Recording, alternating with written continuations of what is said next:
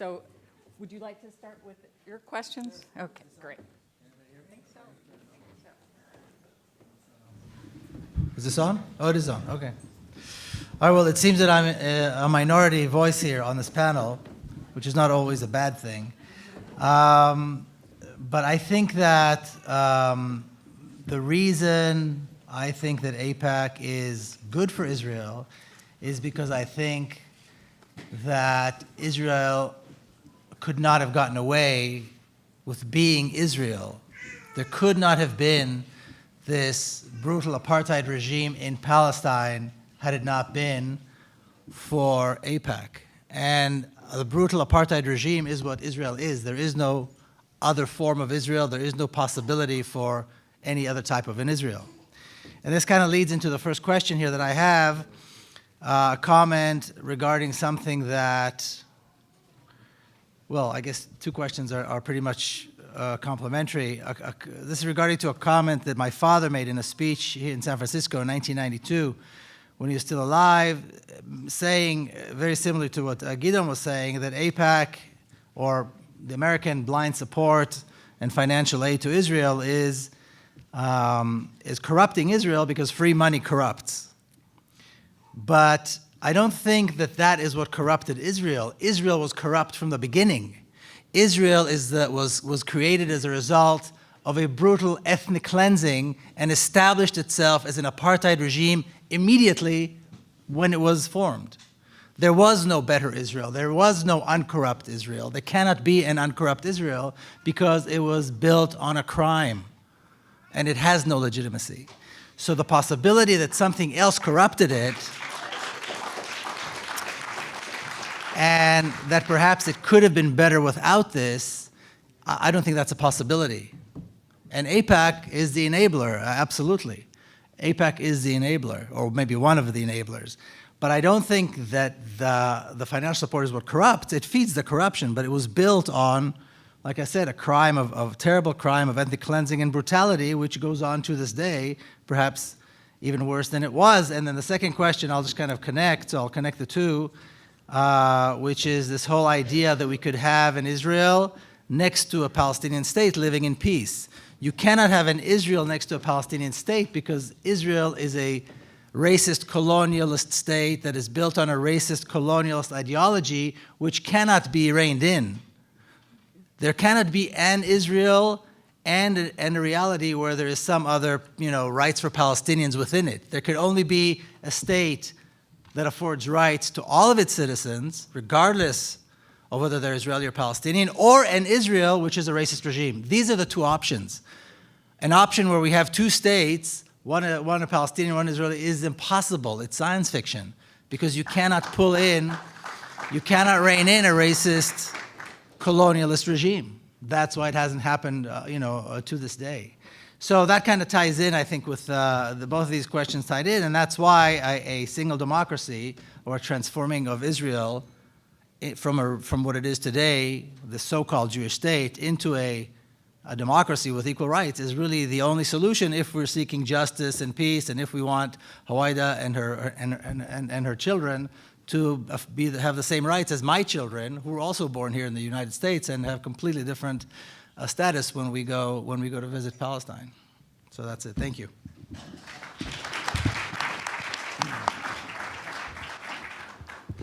Can I get 1 hour because I have here? Yeah, that's a problem. I will not be able to answer all the questions. I'll be happy to answer them privately later because this will really take so long. Let's call it from now on the United States of Israel. Because many times when someone looks at the relations between Israel and the United States, one might ask, who is really the superpower between the two? And those questions become much more valid in the recent days when you see what's going on with Iran. And really, I'm not in a position to tell Americans what to feel, but would I be an American? Like I asked Ehud Barak, would you be a Palestinian? Would I be an American? I would really be embarrassed. When you see a title in Haaretz, in my newspaper, which says 2 days ago, Israel to pressure Congress to thwart Iranian nuclear deal. And then an Israeli official says, Haaretz, that Israel will lobby the US Congress to pass legislation that would make it difficult or even impossible to approve comprehensive deal with Iran. Can you imagine yourself if it would be the opposite? If someone would have written that the Americans are trying to act in the Israeli parliament to change its decisions? I mean, we are dealing now really with almost questions of sovereignty. We are dealing with, really, needless to say, that no state in the world would have dared to do it, and no statesman in the world. And I must tell you frankly, it's not Israel's fault. Israel is doing whatever it can. It's the one who enables it.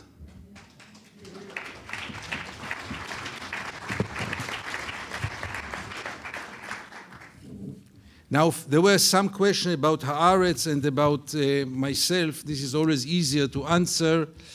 Haaretz lost like 1 million shekels, which is around $300,000, only for my article about the pilots in terms of canceling subscribers. And still, Haaretz supports me, and I gain full freedom. And Haaretz found a way to survive even in those bad days. And we have now paywalls, as part of you know, and it's a great success story relatively.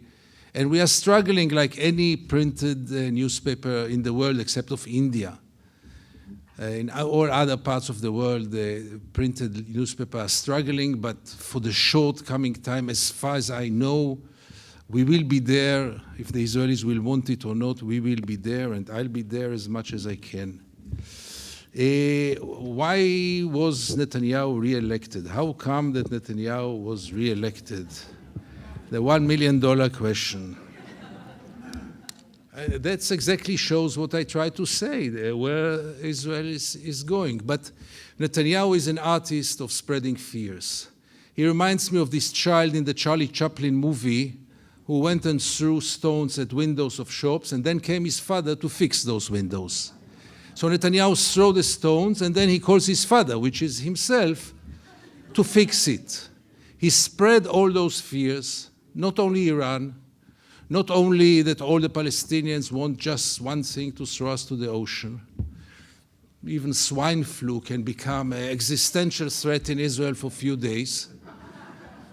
He spread all those fears, and then he presented himself as the one and only one who can save Israel from those terrible threats.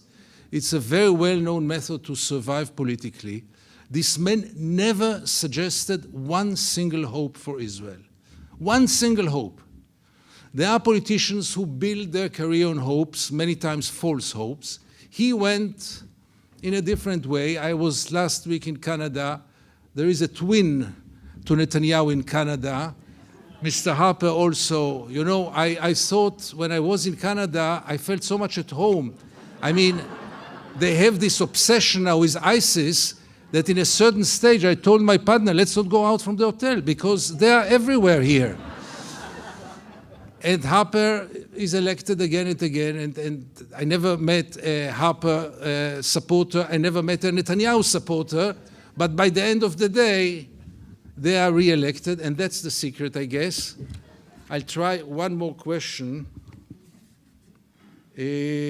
What pressure you face to stop you from your writing? This must be very clear. I mean, I get a lot of hate mails. I'm really not the story. But until now, at least, I gain freedom in terms of my newspaper, and also, one must say, in terms of the government. It is not to be taken for granted.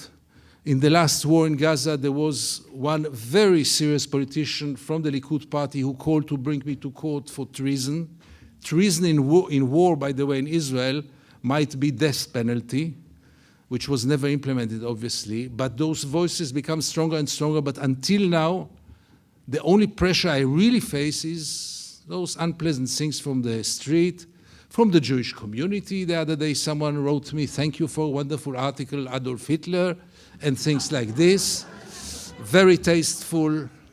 I passed long time ago the wishes for my death. Now it's cancer to my children. And this kind of things, it's not very pleasant, but it's really not the issue. The issue is, where does this place go to Israeli society? You know, the best thing when we try to confront those right-wingers, those Zionists, those mainstream in Israel, the best thing is not to argue with them. The best thing is only to ask, where do you go to? What is your plan? There are no Palestinians, nothing. It's only Israel, chosen people, everything. Where do you direct? What will be in 10 years' time, in 20 years' time? You really believe that this will be possible forever? And there will be no answer. And my last remark, what you just mentioned, Miko, we can do a whole lecture out of it. Me, like you, I truly believe that the two-state solution is dead. I think that this train left the station. I deeply regret it, but it left the station. I think that all those who speak now about the two-state solution do so deliberately, only to gain more time in order to base the occupation even deeper and deeper. Thank you.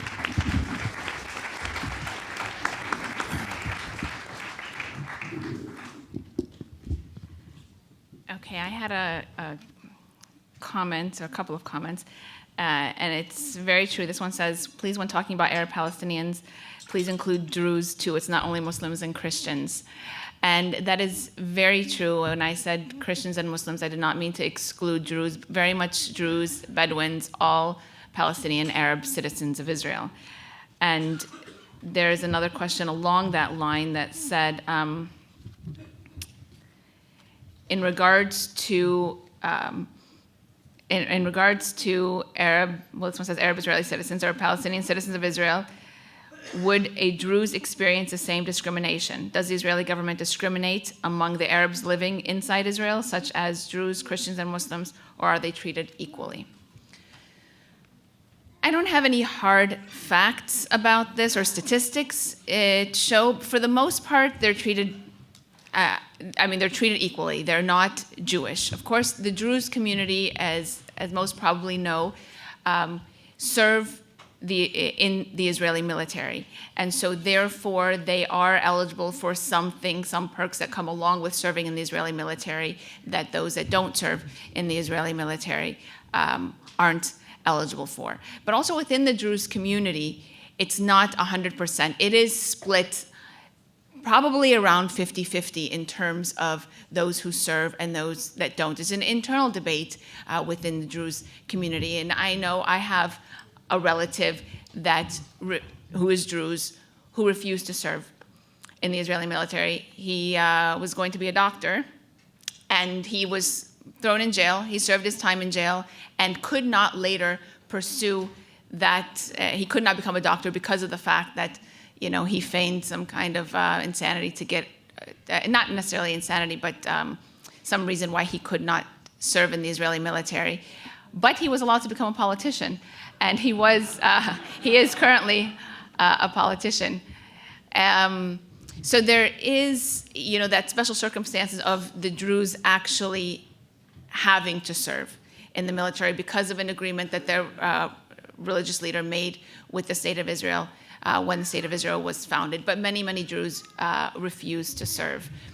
As far as, I think also, although this is unsubstantiated, it's not backed by any kind of empirical evidence, but I think that it is a little bit harder for Israel to do some of the things to the Christian community that it sometimes can get away with doing to the Muslim community because Israel tries to paint itself, as a victim mainly of Islam and Muslims, and to paint Islam as the, kind of global enemy, and Israel being a safe haven for Christians. So if you hear about, Christian homes being demolished en masse, that wouldn't look too good for Israel. And so in terms of maintaining that kind of public perception that it wants to maintain to keep itself as the victim, I think the level of discrimination when it comes to A lot of outright things are the same. Like I talked about the communities that can decide who lives and who doesn't live within certain communities, and this discriminates against all non-Jews. Since the founding of the State of Israel, Israel has established over 600 communities and municipalities Jewish, not one for any Palestinians, Christian, Muslims, or Druze, or otherwise, none. This kind of discrimination is the same. But when you talk about the Bedouins and Israel moving and having a plan to move large-scale numbers of Bedouins out of their communities or to demolish homes, not only in the Negev, but also in Lid, these are mainly Bedouins, Muslims, and so I think that there's that little bit of a distinction there. Sorry, I went on for too long, that question. There's, do you read Haaretz? What is its reputation inside Israel? I do sometimes read Haaretz, not religiously, but its reputation inside Israel, it's the left-wing newspaper. It's the Zionist left newspaper. I think Gidon talked a little bit about how they lost some followers, but it is seen as the very lefty. It's not the mainstream newspaper. And so take that as you will. And I think the last one that I have time for is, can you describe what needs to be done to raise the massacre at Deir Yassin, April 9th, 1948? So yesterday we did just commemorate the massacre of Deir Yassin. And I'm not sure what the question is as to raise up, but if it is to make it more well-known, I think that one of the things that we need to do is to document and commemorate these massacres are ongoing. After Deir Yassin, just last summer and before, we're talking Gaza, and I fear there probably will be more. But we need to do what I think we're doing right now, documenting, so very important, not forgetting, continuing to commemorate, and joining also political action to make a change. So another plug for something that every one of us can do in our own communities, and that is the boycott, divestment, and sanctions movement, because that is having a tangible effect on Israel, that is scaring the bleep out of Israel, in that it is mobilizing its forces to fight that, because Israel is afraid of delegitimization. And the only reason they can continue doing what it's doing is because it spends so much trying to legitimize their actions. And when we work to turn Israel into that pariah state that it is until it dismantles its colonial apartheid system, that is what we all need to do. And you don't have to go over to Palestine, you don't have to get on a boat to Gaza, you do it with your own community, your own union, your own home. And that is giving me hope for change. And so for Deir Yassin, for all the other massacres that have happened and I fear might be, we will not forget. And I truly believe that these victims will get justice one day. Thank you. Thank you. So we're running a little late, but you wanted to say one more thing? One final remark, really final. Many times people tell me, look, the United States is like an aircraft carrier. It takes time to move its directions. And you must be less impatient because historical changes take time. And you should look at it in terms of history, of decades, of generations. And I must remind all of us that by the end of the day, we are dealing with the third generation under the occupation, with the fourth or fifth generation ever since the State of Israel was established. Those people deserve also something. Those people deserve dignity and freedom, and they don't have time to wait until this aircraft carrier will change its direction. Thank you. Thank you very much. Our panelists are wonderful. Thank you so much. And we'll have the next panel come and...